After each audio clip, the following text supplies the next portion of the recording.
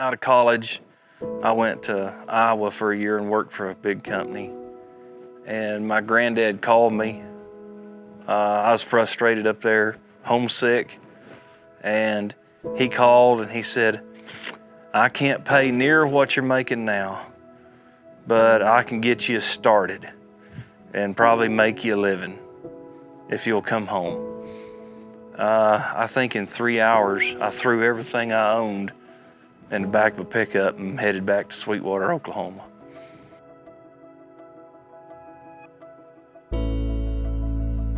I'm Leann Tucker, and I came in '45. I've been here 75 years in the same house. My granddad started the ranch. My dad bought into it. I bought adjoining land. We worked together. Now I work with my mother and my son, Monte.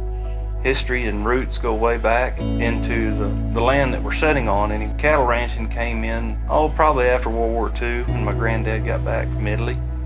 After the war, Earl was overseas all that time, and he came home, and when he came home, the first thing he did was marry me, and then he set his suitcase down. Our great-grandparents came here in the early 1900s. My grandmother and granddad was married before Oklahoma was a state and have always lived in this area. I'm just awful proud of our heritage.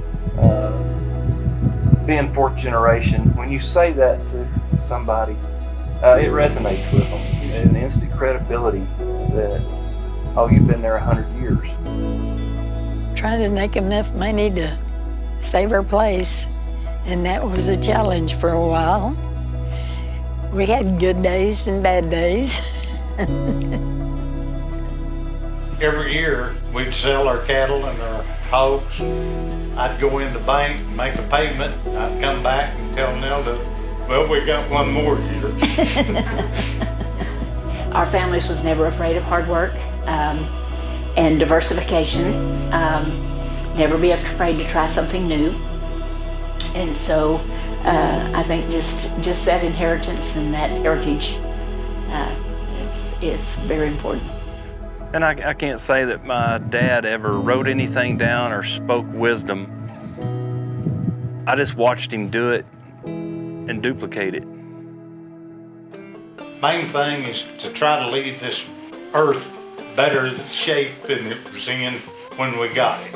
Americans are further removed from the farm every generation, where it's now said that we're at least 2 generations removed from a farm. One of the biggest challenges I think that agriculture faces, especially the beef industry, is misinformation that's out there. And who is the consumer to believe? We have a duty to educate them about what we produce and what we're serving them, if you will. But it's definitely a challenge because there's so few of us and so many of them.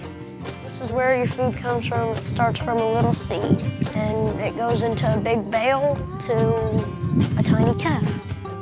We do care about our land, our environment, our water, our air. We care a lot about our cattle.